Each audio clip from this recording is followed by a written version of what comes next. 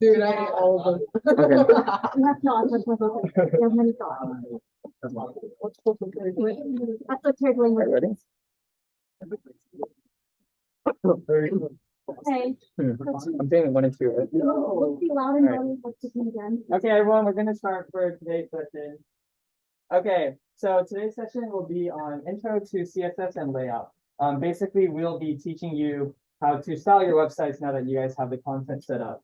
And your presenters today are me, and I'm James, and this is Caitlin. Hi. Okay. Great. Oh. I'm supposed to stand. Okay, well, again, a reminder, this is our curriculum. So today is week 3, intro to CSS. Next week, we'll be talking about components and props, and then there's even more in store if you decide to stay with us. And you can see here we have week 8 project showcase. And in case you weren't here last week, let me tell you what that's about. So over the course of this of Hackschool, you guys are going to be able to make your very own personal website. And you guys will be able to have expert guidance from our skilled mentors, apply everything you've learned in our workshops, and demonstrate your skill with a finished product. And in week 8, once you guys have finished your websites, you guys can compete for prizes. First place winner for personal website gets $100. Second place gets $40. Third place gets $15. If you guys don't feel like making a personal website, you guys can compete under the miscellaneous category and win $30 for first place. And now for a speaker from our Hack Kitchen event. All right, everyone, I'm Nathan. I'm the director for Hack Kitchen. I'm here to basically promote the launching of our hacks. Our application to basically participate. So they dropped this past week in the ACM newsletter. But essentially, if you know what Hack Kitchen is, it's basically a day-long coding competition that's going to happen November 5th from 10 a.m. to 5 p.m. And we have all sorts of fun games for you. We have prizes, food, and it's honestly a great fun time. So if you're free Saturday, November 5th from 10 a.m. to 5 p.m., make sure to join us for Hack Kitchen. Yeah. Is there or no? Y'all can provide me with that. It's okay. ACM newsletter, it's on there. We'll also drop it in the Discord. You can also look at the Hack website. It's on there too. Alrighty. Ruin Odyssey. Hey guys, we're gonna talk about Ruin Odyssey. For those who don't know what it is, it's a quarter-long puzzle challenge. So on our website, every week puzzle will be released for you guys to solve. The first one is already out. It was released on Monday, and yeah, so either scan the QR code or go on the URL, log in, and have a go at puzzles. Not now, of course, because there's a workshop, but in your own time.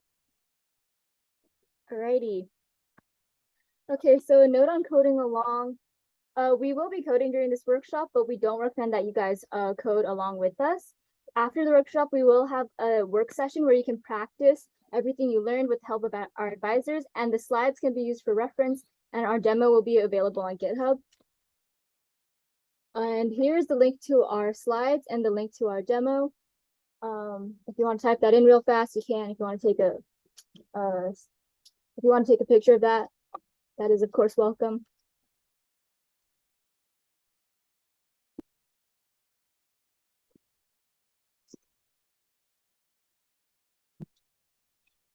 Okay, so what are we making today? So here on the left, right here, we have the website that Thomas made last session. You can see that we have all the content we want, but it looks a little bit boring. There's no coloring, the alignment's kind of weird, the spacing a little weird too. And today we're gonna learn how to make our website all nice and stylized and turn it into this.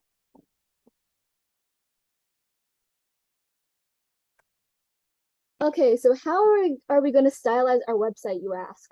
My answer is CSS. And what is CSS, you ask? Well, my young Padawan. CSS stands for Cascading Style Sheets. CSS is a language for specifying how documents are presented to users, how they're styled, laid out, etc. So why cascading? Okay, let's say that you have an element, a paragraph, for example, and you style it one way, and then later you style that same paragraph a different way. Cascading refers to the priority scheme to determine which of these two styles applies to the element, because now you have conflicting styles for that one element. And for CSS, the last style defined is the last one used. And don't worry if you don't really get that, we'll talk more about it later. So how do we actually create a CSS file and link it to our code? Step 1, you right-click in the file explorer of your React project, and then it'll give you an option to create a new file.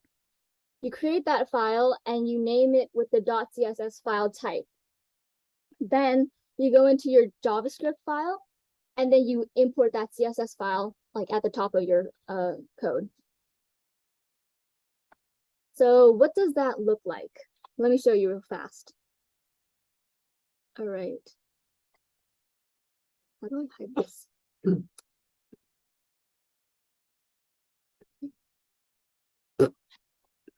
Okay, that's just gonna be there because I don't know how to get rid of the top bar. Okay, so you can see this is our file explorer right here. Might be in a different place for you guys if you have configured your code in it, your IDE, your editor in a different way, but generally when you open it, it'll be on the left. And so I'm going to right click in here and it says new file. So it is, so I'm gonna, because we put all of our code into app.js file, I'm gonna create an app, please type, app.css file.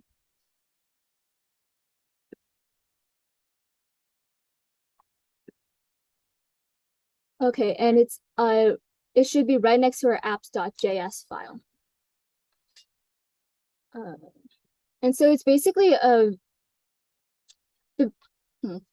what's the word? So it's basically you should probably name your CSS file the same thing that you name your JS file, your JavaScript file, just to make it easier for you to figure out which file holds the CSS code for your JavaScript file. So now that we've created our CSS file, I'm going to go into our app.js file. And you can see we have all of our content in here.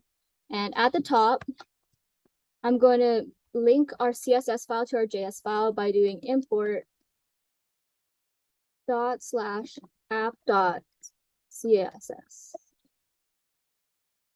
So you guys might notice that I have a / in front of the app.css. And so basically what we're doing here is we're importing the file path to our styling file. I wouldn't worry too much about the / because it just means that we're looking for a file named app.css in our current folder.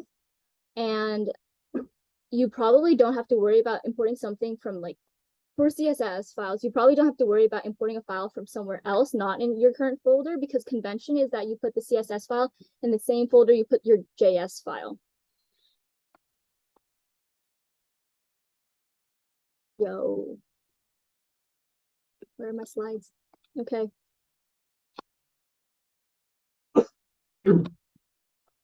So now that I've created the CSS file, how do we actually change the style of our elements? So we're going to be following this syntax right here on the right. And we have the name of, first we put the name of our element. So it could be the tag name like key or div, or it could be an ID or class name. If you don't know what an ID or class is, we will be covering that later this workshop. And then that will be followed by curly braces. And inside the curly braces, we'll be putting the styling properties. And so don't worry if this isn't too clear right now. There will be examples of this on the next few slides. So now let's learn some CSS properties. Let's start with colors. And there are two basic properties that you should know: background color and color. Background color sets a background color for a page, like it sounds like. For example, let's say that we have this p tag right here. This is p for paragraph, and this is in our JS file. And it has the words Mamagoma loves edamame, and this is Mamagoma. He's a palm-sized whale that loves edamame. So now we want to make the background of this element red. How should we do this? So 2 slides ago, I showed you guys the syntax for giving a property to an element. It's right here, the element, and then curly braces and properties. So we're going to do that in our app.css. So in app.css, we're going to put P and then curly braces because P is the tag that we want to style. And then inside of the curly braces, we're going to put background color red. And this should set the background color of Mama Goma Loves Edamame to red. Bada bing, bada boom. So let's talk about color now. Color just sets the text color. As you can see up here, we also have the P tag Mama Goma Loves Edamame, and we have what that displays on our website. But we want to make the text red now. In app.css, we simply put in the P, curly braces, and then color red. And then that turns our text red. So it should be noted that you can use, but that for color and background color, you can use the name of the color, the hex code, or the RGB value to set the color of the text or background color. Don't worry too much if you guys don't know what RGB values and hex codes are. They're just different ways of naming colors. So let's talk about fonts. We have 3 properties that I'd like to talk about right now. Font family, and that sets the font for the text. Font size, which sets the font size. And font weight, which sets the boldness of the text. So once again, we have that P tag with Mama Goma Loves Edamame. And let's say that we want to make this font Times New Roman with font size 20 and font weight 200. So all you gotta do is, once again, inside your CSS file, you do font family Times New Roman inside quotation marks, because that's the name of the font. Font size 20. PX stands for pixels, so that's like literally how pixels are just a measurement of size. And then font weight is 200, and that should make our P tag become Times New Roman IC, font size 20 with 200 bolding.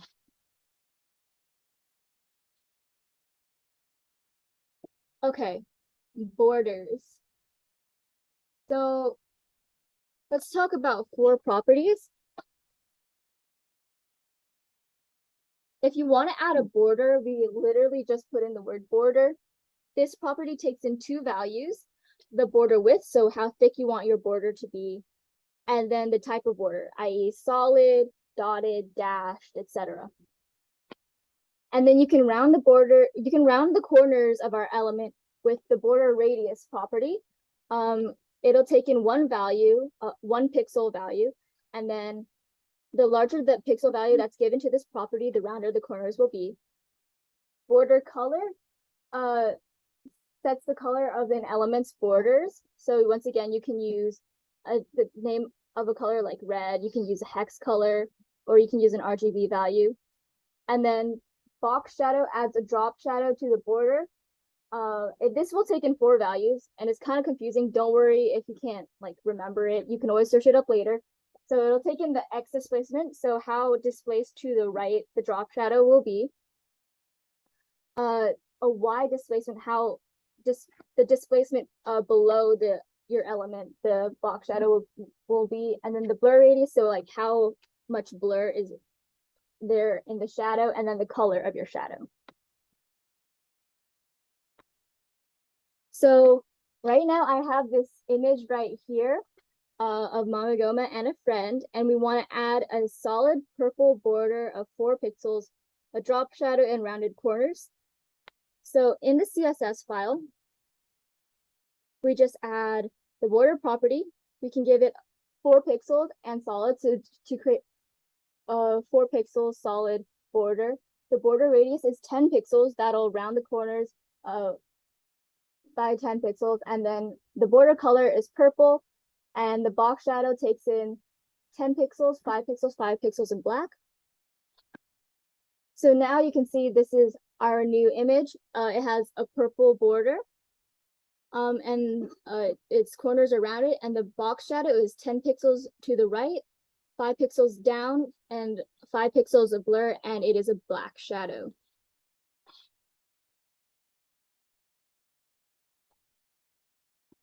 Okay, now I'm going to talk about padding and margin.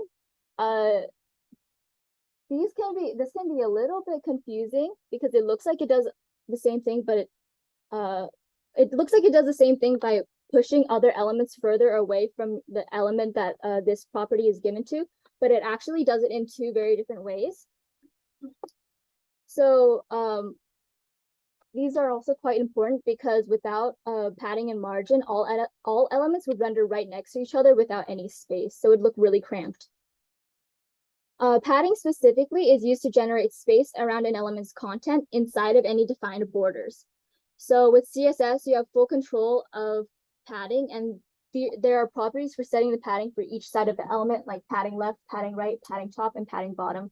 And these will only set padding in like that specific side of the element. So say we have the CSS code that makes the border color the hex code C960FF. This is a hex code. It's just 6 digits, denoting what color something should be. And incidentally, this is hack purple, so represent.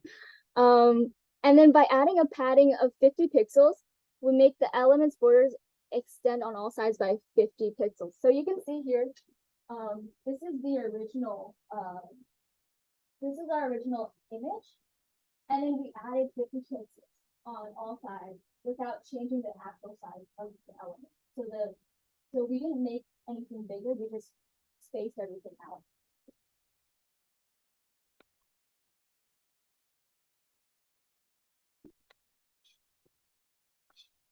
So margin also pushes things away from an element, and it also has margin top, margin right, margin bottom, and margin left. However, margin actually creates space around elements outside of any defined borders. So we once again have the same code as before, except I used margin instead of padding, and I tried to illustrate margin over here.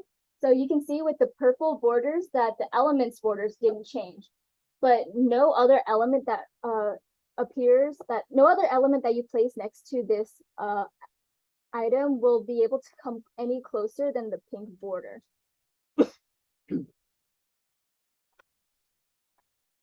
All right, so these are all of the properties that I've covered today. There are so many more properties that will help you style anything and everything you desire, but don't worry about memorizing them because you can always Google them when you need them. Does anyone have any questions about what I covered? No? Sweet. Okay. I'm gonna do a quick demo on everything that we just covered.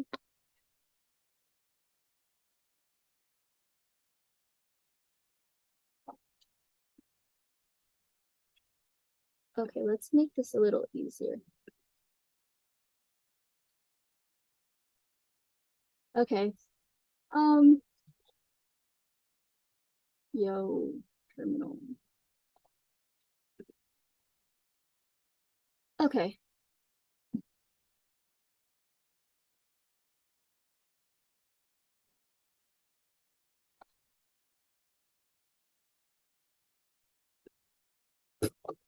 Oh my goodness, why isn't it working? Okay, can everyone see the code? Well, too zoomed in, not zoomed in enough. Zoom in more, good. Okay, so let's run. Okay, so this is the exact same code that we got from Thomas's session last week. So I'm going to run it real fast with npm start to see what we're working with right now.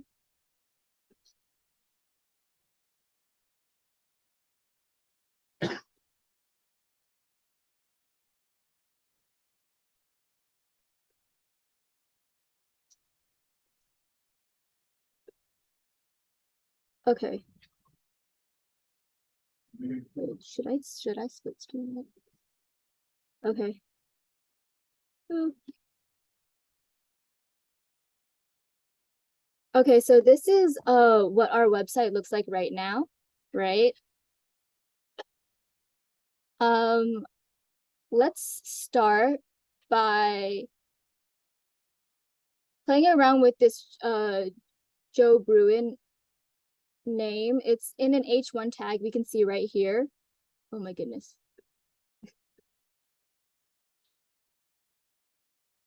Why can I not make it smaller? I cannot.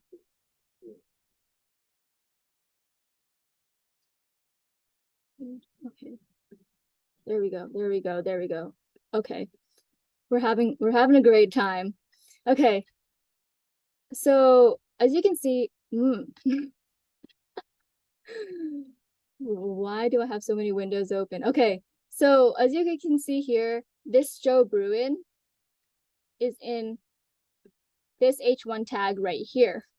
And for a website that's about you, I'd say that your name should be very, noticeable and very stylized and big. So let's change that real fast because this be kind of small and I think we can do better. So let's go into app.css, and because we want to change the Joe Bruin, which is in an H1 tag, we're going to write down H1. And then we're going to put all of our properties in here. So let's start by making the font size really big. So 80 pixels, font size, 80 pixels, right? And when we save this, look, that's already so much bigger and so much more noticeable. Now let's make it more bold. So font weight 300. Well, that's actually quite skinny. My bad.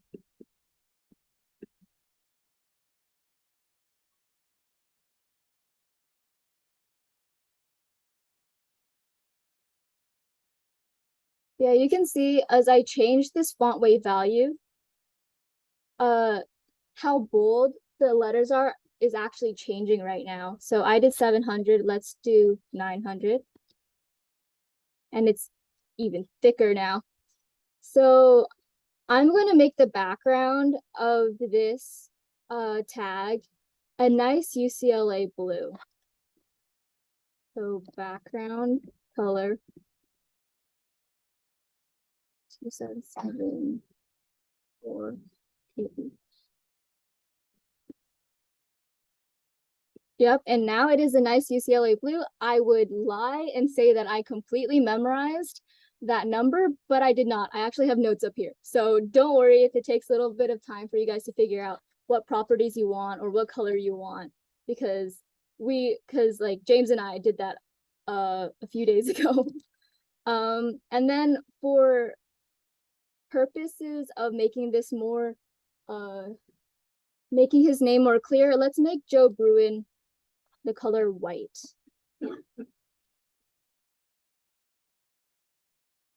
So you can see here, you can use the color name for the color, or you can use a hex color.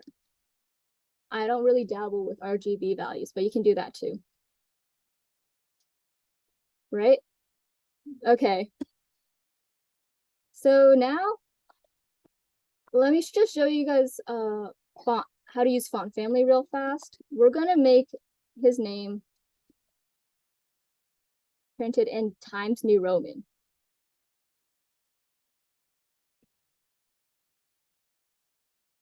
And for font family, you guys can actually, it can actually take in multiple values as a sort of backup system. So if it doesn't have the first value, Times New Roman, it'll default to Times, and then it'll default to serif. If it doesn't have those fonts. But they usually always have Arial, Calibri, and Times New Roman, so don't worry about that.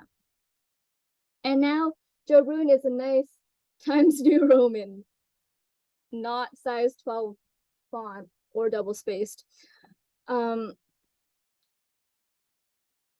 Okay, so let's look at our images now. I'm gonna play around with like adding some borders to these images for funsies, but I do want you guys to notice that all of these images in our code actually use the image tag. See here, image basketball, that refers to this picture. Our image of the bear statue here also uses image. And so like, what will happen if I try to style only one image right now, just using the image tag? Well, unfortunately, all of our images will be stylized in the same way. So if you guys want to stylize only one image in one certain way, you guys will have to stick around to the second part of this workshop, and James will teach you guys IDs and classes. But for now, let's add a silly little border to all of these images. I'm gonna make the border 10 pixels and solid.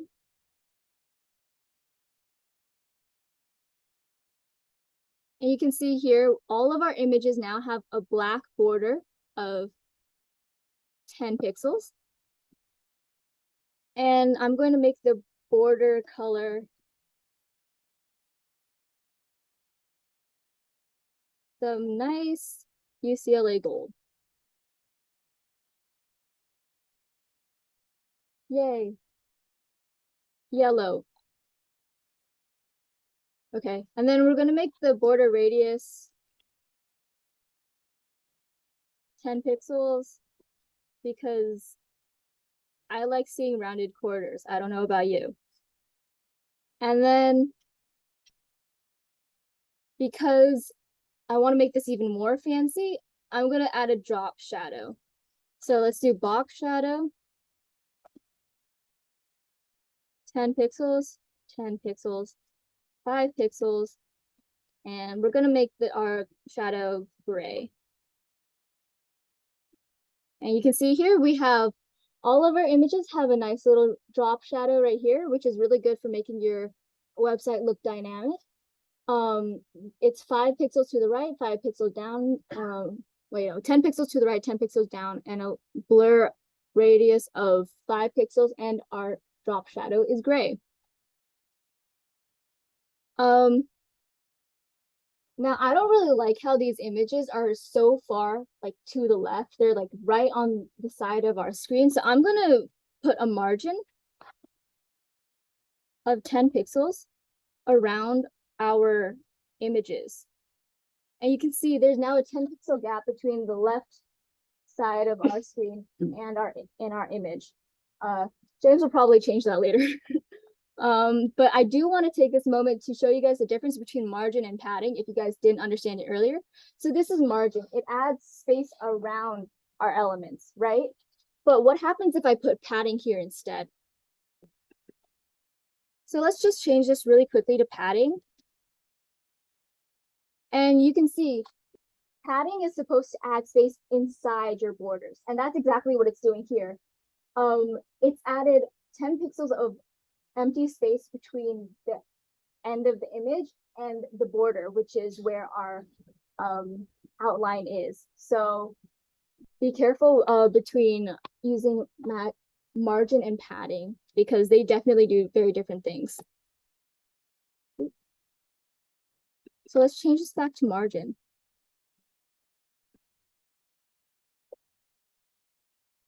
And look at that. That is it for CSS properties. I'm going to hand this off to James now so that he can show you guys good coding practices and how to make everything look much nicer than this. All right. So Okay, so now what I'm gonna do is I'm gonna talk about what classes and IDs are, as well as later we'll go into layout and stuff. Because as you might have told, you can tell from our website right now, this is all just, one. Although like it has more style now because of the CSS properties, it's still just one column. And ideally, there's some other fun stuff we can do with this.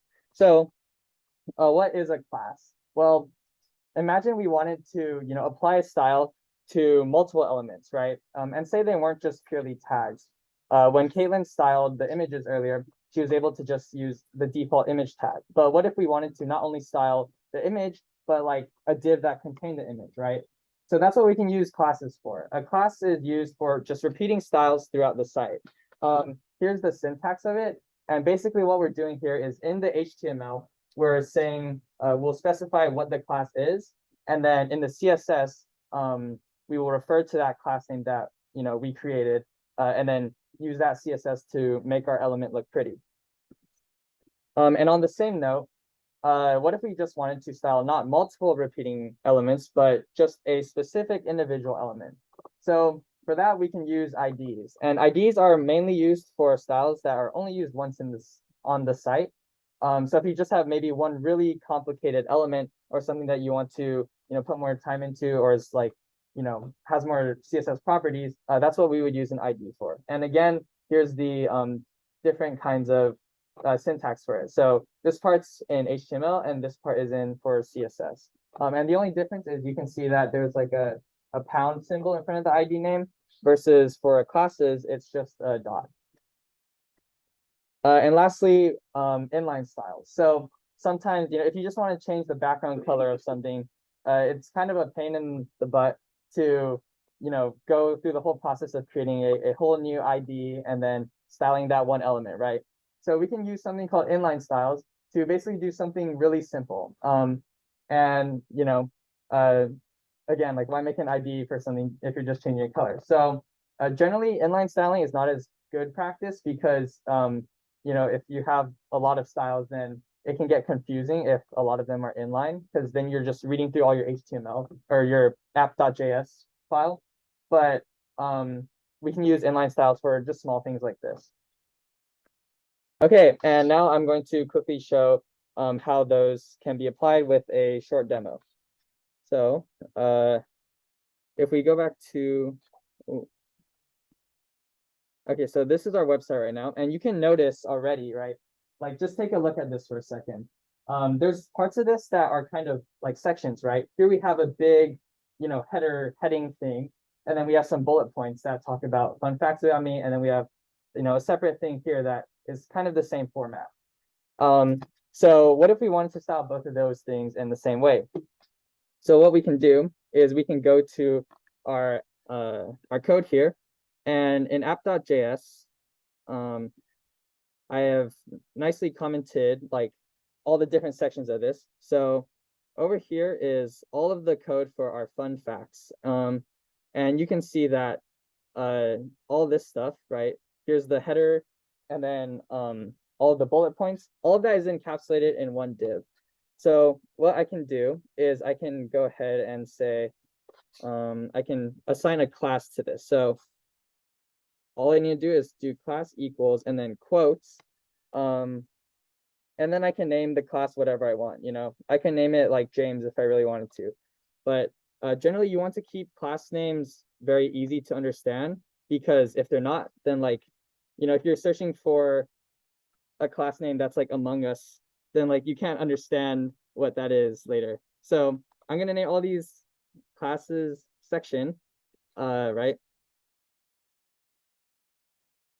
And if I save my code, you'll notice absolutely nothing changed. And that's because we were only altering the code in this app.js. And remember, app.css is what's actually going to go ahead and apply those fancy properties for us to use.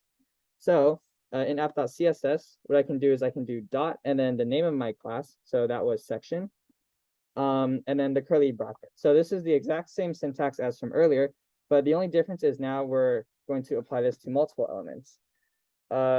And just very quickly, if I did something like, okay, if I change like a background color, and for now, I'll just make it red. you can see all of a sudden, like every single section here is formatted in red. And just to refresh, the reason why it's those sections in particular is it's because it's every single div that has the class assigned to it named section. So obviously I don't want to keep it actually red. Maybe I'll make it something fancy like teal. And I'm going to go ahead and put some more styles on this thing. So if we gave every single one of these like a border radius of 20 pixels, maybe padding of 20. And when you guys are actually working on your own personal sites, it will likely take some time to like mess around and figure out what styles are best. But these were all like, you know, we already kind of messed around with these to see that they look decent. So after you're going to type all that stuff into your CSS file, what you're going to want to do is you're going to want to save your CSS file. If you have a Mac, that's Command S. If you have a Windows, that's Control S, I think. Or you can always just go to File and then Save. But once you save it, if you go back into, you know, our actual website, you can see every single one of these is nicely formatted with all the CSS properties that we wanted. And we also talked about IDs and, you know, inline styles. So I will also show examples of those right now. So what we can do is IDs are used for content that only appears once in your code. So for example, if I gave an ID to the biggest div that, you know, kind of wraps everything, and I just named it content, then I could go to our CSS and assign that with a margin. Because right now, everything in our website is really pressed up against the sides, right? So it would be quite nice if we were able to put a margin on all that and make it a bit more spaced out. So content, and I can just put a margin, maybe I'll just put a margin of 50 pixels. And now you can see everything is more spaced out, like for the site overall. And the reason it applies to everything is because remember the one we applied it to was that parent div, or the div that kind of encapsulates everything. And lastly, I can maybe do like, you know, one more ID and then some inline stuff. So let's see. Okay, so I'll assign an ID to here, and I'll just call it navigation, because later on we'll be using, you know, we'll explain how to do navigation in a future workshop. And what I can do is down here, again, same process, the pound symbol and then navigation, so that way it knows that we're referring to that specific ID. And then I can put whatever CSS property that I want into that. So that might be,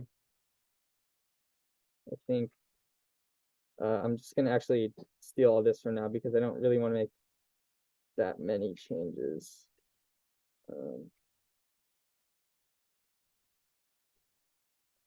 Okay. And then almost done for this section. The last things I'm going to style is our intro, and then we'll be good to go. So the intro, again, is an element that only appears once, right? Out of our entire site, there's only like one part that kind of has content similar to this. And it's like our biography and stuff, or I guess Joe Bruin's biography. So I'm going to assign an ID to it because it only appears once. And I'll just name that intro. And then in the CSS again, I just go ahead and assign some CSS properties to it. So background color abyss. And again, these are all things that we've kind of like done in advance, but when you guys are doing your own, it might help to play around with what you think looks good and doesn't. Oh, that didn't even like do anything. What?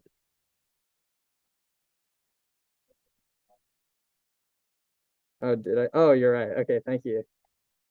Intro. Okay, yeah, cool. Thank you for that. And then lastly, just to show like an inline style really quick, you know, we could always just, so an inline style you can really apply anywhere. But what you can do, for example, is right here, this P tag, if I did, so notice how I'm going inside of the angle brackets, and I just type style and then equals quotation marks. Oh wait, no, not that. Sorry, double curly braces. And then there I can kind of type whatever CSS property you want. So maybe just for demonstration, I'll make, font size 200. I think this needs to be in quotes.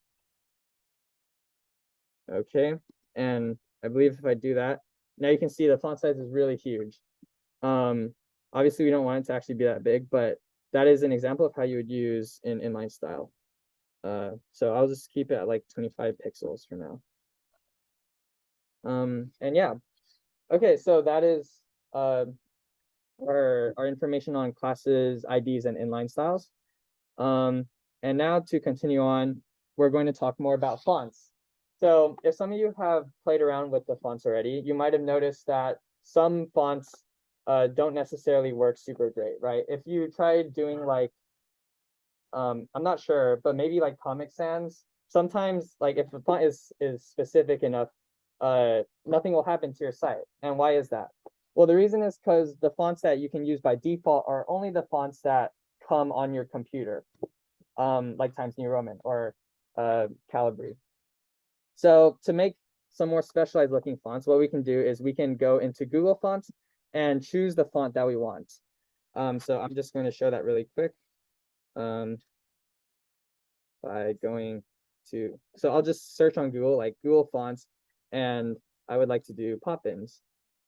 And so you could do something similar for your site, just with whatever font you want, and you'll click on, the Google Fonts link here. And what happens is, you'll be presented to the page of whatever it is, and you need to select the font that you want. So in our case, maybe, one like this. And you don't want to download the family, but just scroll all the way to the down until you see something that looks kind of similar to this, where it says styles and has a bunch of these fonts. And you'll just click this little plus button right here. Once you click that button, you will see this pane pop up. And what we're going to do is we're going to go to this button at import. Do not do the link one. That is like for a different purpose. But you're going to do this at import button. And you're going to copy the import statement that is, that is inside of the style brackets. We don't actually want to use, we don't want to copy the style brackets, but just everything inside of that is okay. So that's how you would do it. And I actually think there's a demo on it, but I went a bit ahead of myself, but whatever. And once you copy that code, you would go back to your CSS file back in VS Code and paste the code. Oh, there's a typo. But you would paste the code you copied at the top of your CSS file. And now that you do that, the font family has been uploaded and you don't need to do anything else except specify the CSS property for the tag you want. So now's a demo. And so right now, right, like for example, Joe Bruin's this really ugly Times New Roman. So I already copied it from earlier, but we would go to this Google Fonts page, do the whole thing with selecting the import statement. And after that, you just go to the very top of your CSS file and paste it. And now that you paste it, if I so wanted to, I could go to H1 and say font family Poppins. And if I save that, then you can notice that the font is no longer Times New Roman. Now it's Poppins. And if you really wanted, I guess to make the point even clearer, I can use like a more weird font that you can kind of instantly recognize that it's different. So maybe like this, whatever this is, Comforter Brush. But if we go all the way down to styles, we just click this plus again and go to this import radio dial. And oh, let me deselect this. And now that you have this, you would go ahead and copy this import statement. So once you do that, go back to your app, paste the import statement. And now I can use, what is this again? Comforter Brush in my code. So let's see, Comforter. How do you do this? Brush. Not sure. Oh, there we go. So you can very obviously tell like the font is being applied in that case. And just to show one more thing for fonts that you might find handy, there's actually something called a star operator. And what the star operator does is it kind of just selects everything in your document. So if you so wanted, you could do the star operator there. And, rather than needing to specify for every single text tag what the font is, you can just go under that star operator and do font family and then comforter brush. And now everything is that. And yeah, so I'm going to change that just to pop-ins. And yeah, so now that would be how you basically use a different font in your website. Are there any questions so far on anything? Okay, cool. So for the last part of this, we are going to talk about layout because right now everything is just in a huge column. So there's two generally used ways to change layout within sites, and that's grid and Flexbox. Today we're just going to talk about Flexbox because that in and of itself is a lot, but I would highly recommend checking out grid as well if you have time. So what is a Flexbox? Well, a Flexbox is just an easy way to lay out things. It gives containers a way to specify how much space they take up. So if that's a bit confusing, we will demo it in a moment. But using Flexbox is quite simple. There's a couple of new CSS properties that you have to use though. And the primary ones are display and flex direction. So display just specifies what kind of container it is, right? So you would just say display is flex. And flex direction defines the direction that items are placed in the container. So there's a couple options here: row reverse, column, and column reverse. But this little graphic here kind of shows how they're aligned. So if something was in row flex direction, it would go that way, and then row reverse is that way. So it's a bit more intuitive. Okay, and then here's a couple more very helpful CSS properties for aligning stuff.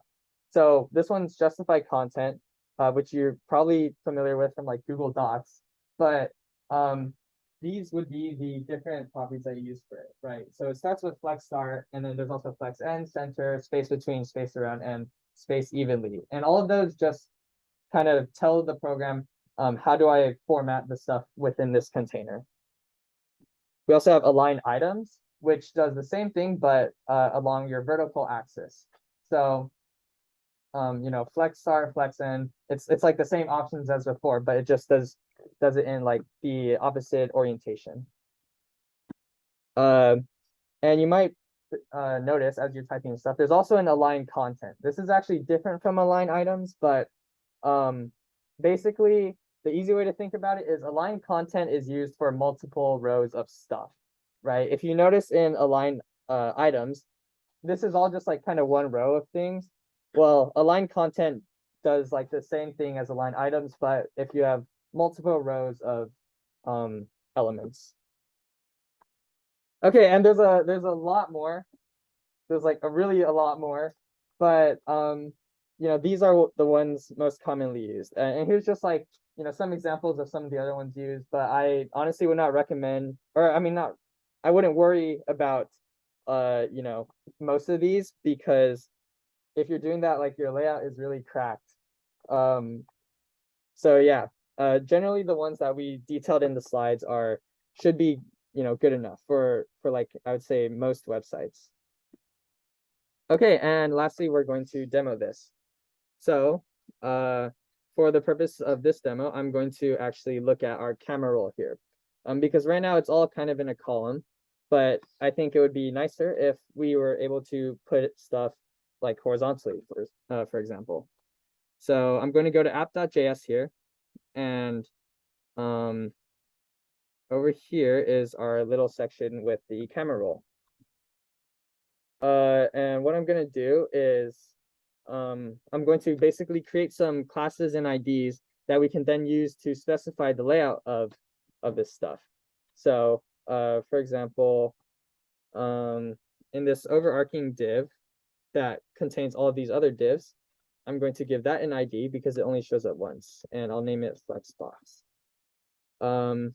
Now within all of these other, kind of smaller divs that are inside of it, I'll give it a class name, and I'll just name it camera entry.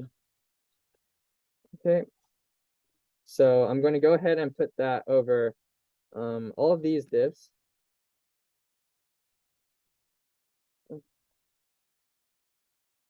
And okay, cool, we're good to go. So now that we've applied all of those classes and IDs, what we can do is we can go to our CSS and actually start, creating this layout. So if I do Flexbox and I say display is flex, right now, if you save it, you can automatically see that everything suddenly becomes rows, right? And why is that? It's because the default orientation for flex is actually row. I think for the sake of this, maybe I'll just give this a background color too, so you guys can follow along a bit easier. So you can see this is the div that we put that Flexbox ID on. So by putting flex on that big div that's in red, all of this stuff now automatically has the flex property applied to it. Okay, and then after that, we can go and do our camera entry. So for this camera entry part, what we want to do is, well, first let me just do a background color, and I can make that green. Oh, well, okay. The reason everything became green is because the div is like comprised of, like this is a box here and this is a box here. But basically every single one of these are like columns with their own content. Okay, I guess that didn't really help that much. So within this, I am also going to give it a display of flex. And what I can do is I can give it a flex direction of column. So by doing that, now everything is like, specified to align in a column. And if I do justify content space between, then you can see now everything kind of immediately gets pushed as far as it can go within the bounds of its div, right? If I did something different, like if I said justify column or justify content flex start, you can see like this text right here has shifted up, and it's because it's trying to put everything at the beginning of the div, right? The start of it. Okay. So if I save that and I get rid of this background color, now you can see our camera roll is formatted a lot more nicely than it previously was. And yeah, you can play around with this for different divs and items within your site, but basically it allows everything to, look a bit more nice. And in fact, I'm going to try to center this image just as one more demonstration. Okay, so what I can do is okay. Well, actually,